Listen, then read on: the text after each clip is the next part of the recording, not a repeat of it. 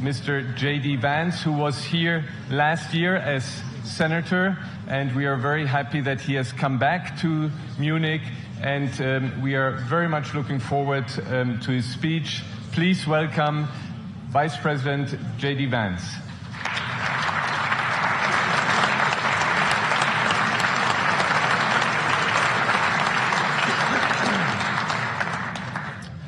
Well, thank you, and thanks to all the gathered delegates and luminaries and media professionals, and thanks especially to the host of the Munich Security Conference for being able to put on such an incredible event. We're, of course, thrilled to be here. We're happy to be here.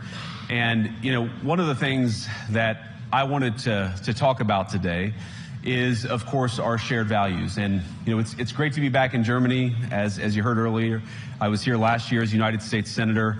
I saw Foreign Secretary David Lammy and joked that both of us last year had different jobs than we have now. But now it's time for all of our countries, for all of us who have been fortunate enough to be given political power by our respective peoples, to use it wisely to improve their lives. And I want to say that, you know, I was fortunate in my time here to spend some time outside the walls of this conference over the last 24 hours. And I've been so impressed by the hospitality of the people, even as, of course, as they're reeling from yesterday's horrendous attack. And the first time I was ever in Munich was with my wife, actually, who's here with me today, on a personal trip. And I've always loved the city of Munich, and I've always loved its people. And I just want to say that we're very moved, and our thoughts and prayers are with Munich and everybody affected by the evil inflicted on this beautiful community. We're thinking about you, we're praying for you, and we will certainly be rooting for you in the days and weeks to come. Now,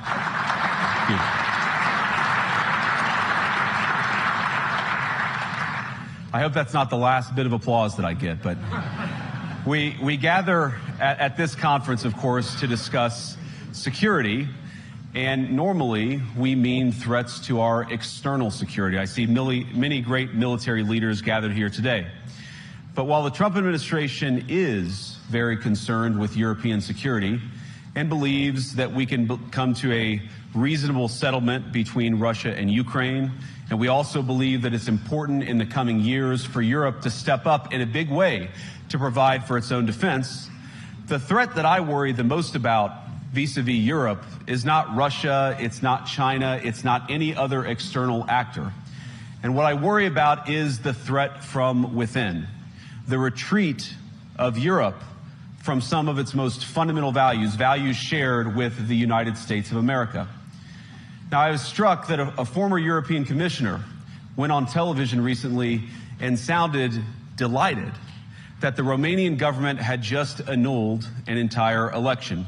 He warned that if things don't go to plan, the very same thing could happen in Germany, too.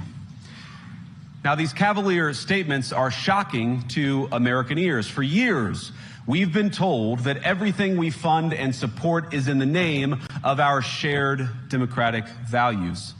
Everything from our Ukraine policy to digital censorship is billed as a defense of democracy. But when we see European courts canceling elections and senior officials threatening to cancel others, we ought to ask whether we're holding ourselves to an appropriately high standard. And I say ourselves because I fundamentally believe that we are on the same team. We must do more than talk about democratic values, we must live them. Now, within living memory of many of you in this room, the Cold War positioned defenders of democracy against much more tyrannical forces on this continent. And consider the side in that fight that censored dissidents, that closed churches, that canceled elections. Were they the good guys? Certainly not. And thank God they lost the Cold War. They lost because they neither valued nor respected all of the extraordinary blessings of liberty. The freedom to surprise, to make mistakes, to invent, to build. As it turns out, you can't mandate innovation or creativity, just as you can't force people what to think, what to feel, or what to believe. And we believe those things are certainly connected. And unfortunately, when I look at Europe today, it's sometimes not so clear what happened to some of the Cold War's winners. I look to Brussels, where EU commissars warn citizens that they intend to shut down social media during times of civil unrest the moment they spot what they've judged to be, quote, hateful content. Or to this very country, where police have carried out raids against citizens suspected of posting anti-feminist comments online as part of, quote, combating misogyny on the internet, a day of action. I look to Sweden, where 2 weeks ago the government convicted a Christian activist for participating in Koran burnings that resulted in his friend's murder. And as the judge in his case chillingly noted, Sweden's laws to supposedly protect free expression do not, in fact, grant, and I'm quoting, a free pass to do or say anything without risking offending the group that holds that belief. And perhaps most concerningly, I look to our very dear friends, the United Kingdom, where the backslide away from conscience rights has placed the basic liberties of religious Britons in particular in the crosshairs. A little over 2 years ago, the British government charged Adam Smith Connor, a 51-year-old physiotherapist and an Army veteran, with the heinous crime of standing 50 meters from an abortion clinic and silently praying for 3 minutes. Not obstructing anyone, not interacting with anyone, just silently praying on his own. And after British law enforcement spotted him and demanded to know what he was praying for, Adam replied simply, it was on behalf of the unborn son he and his former girlfriend had aborted years before. Now, the officers were not moved. Adam was found guilty of breaking the government's new buffer zones law, which criminalizes silent prayer and other actions that could influence a person's decision within 200 meters of an abortion facility. He was sentenced to pay thousands of pounds in legal costs to the prosecution. Now, I wish I could say that this was a fluke, a one-off crazy example of a badly written law being enacted against a single person. But no, this last October, just a few months ago, the Scottish government began distributing letters to citizens whose houses lay within so-called safe access zones, warning them that even private prayer within their own homes may amount to breaking the law. Naturally, the government urged readers to report any fellow citizens suspected guilty of thought crime. In Britain and across Europe, free speech, I fear, is in retreat. And in the interest of comedy, my friends, but also in the interest of truth, I will admit that sometimes the loudest voices for censorship have come not from within Europe, but from within my own country, where the prior administration threatened and bullied social media companies to censor so-called misinformation. Misinformation like, for example, the idea that coronavirus had likely leaked from a laboratory in China. Our own government encouraged private companies to silence people who dared to utter what turned out to be an obvious truth. So I come here today not just with an observation, but with an offer. And just as the Biden administration seemed desperate to silence people for speaking their minds, so the Trump administration will do precisely the opposite, and I hope that we can work together on that. In Washington, there is a new sheriff in town, and under Donald Trump's leadership, we may disagree with your views, but we will fight to defend your right to offer it in the public square, agree or disagree.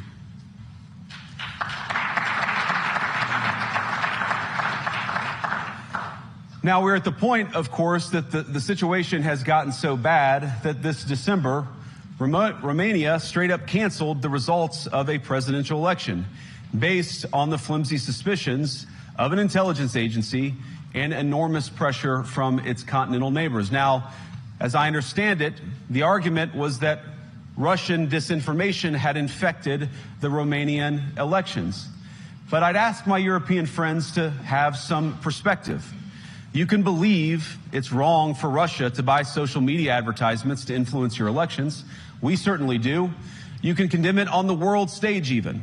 But if your democracy can be destroyed with a few $100,000 of digital advertising from a foreign country, then it wasn't very strong to begin with. Now, the good news is that I happen to think your democracies are substantially less brittle than many people apparently fear.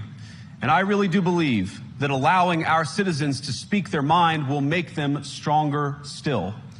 Which, of course, brings us back to Munich, where the organizers of this very conference have banned lawmakers representing populist parties on both the left and the right from participating in these conversations. Now, again, we don't have to agree with everything or anything that people say. But when people represent, when political leaders represent an important constituency, it is incumbent upon us to at least participate in dialogue with them. Now, to many of us on the other side of the Atlantic, it looks more and more like old entrenched interests hiding behind ugly Soviet-era words like misinformation and disinformation, who simply don't like the idea that somebody with an alternative viewpoint might express a different opinion or, God forbid, vote a different way or, even worse, win an election. Now, this is a security conference, and I'm sure you all came here prepared to talk about how exactly you intend to increase defense spending over the next few years in line with some new target. And that's great, because as President Trump has made abundantly clear, he believes that our European friends must play a bigger role in the future of this continent. We don't think, you hear this term, burden sharing, but we think it's an important part of being in a shared alliance together that the Europeans step up while America focuses on areas of the world that are in great danger. But let me also ask you, how will you even begin to think through the kinds of budgeting questions if we don't know what it is that we're defending in the first place? I've heard a lot already in my conversations, and I've had many, many great conversations with many people gathered here in this room. I've heard a lot about what you need to defend yourselves from, and of course that's important. But what has seemed a little bit less clear to me, and certainly I think to many of the citizens of Europe, is what exactly it is that you're defending yourselves for.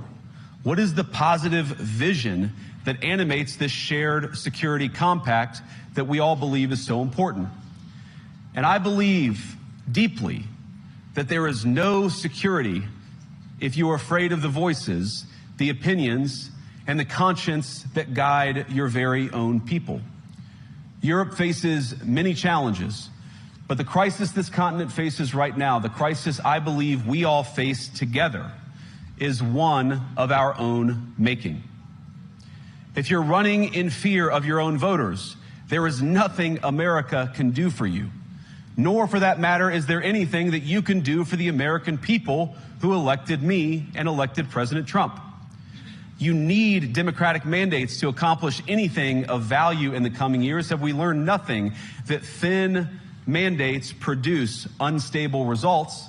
But there is so much of value that can be accomplished with the kind of democratic mandate that I think will come from being more responsive to the voices of your citizens.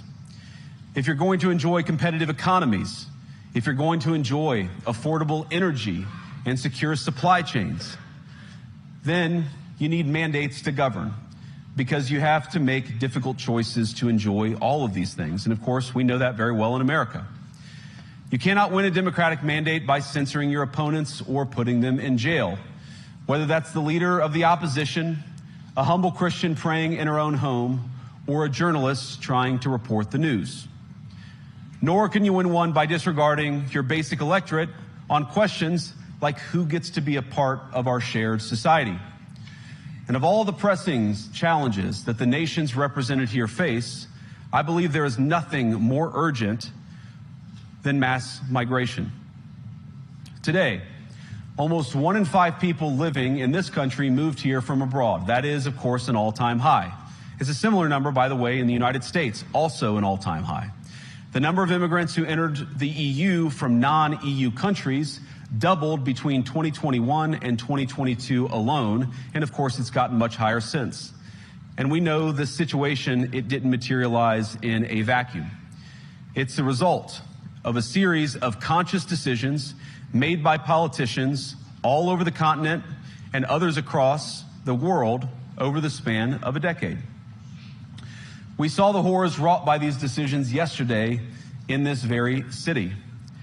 And of course, I can't bring it up again without thinking about the terrible victims who had a beautiful winter day in Munich ruined. Our thoughts and prayers are with them and will remain with them. But why did this happen in the first place? It's a terrible story, but it's one we've heard way too many times in Europe and unfortunately too many times in the United States as well. An asylum seeker, often a young man in his mid-20s, already known to police, rams a car into a crowd and shatters a community. How many times must we suffer these appalling setbacks before we change course and take our shared civilization in a new direction?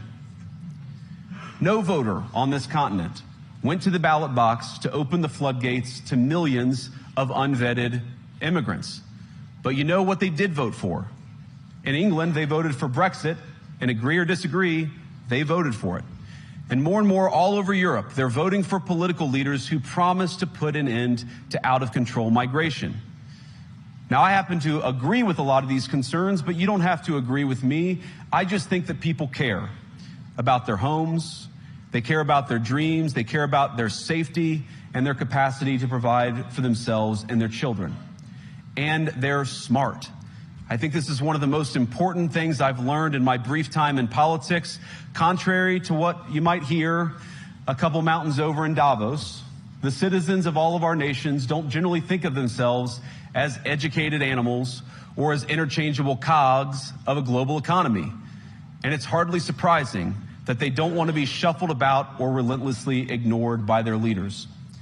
And it is the business of democracy to adjudicate these big questions at the ballot box.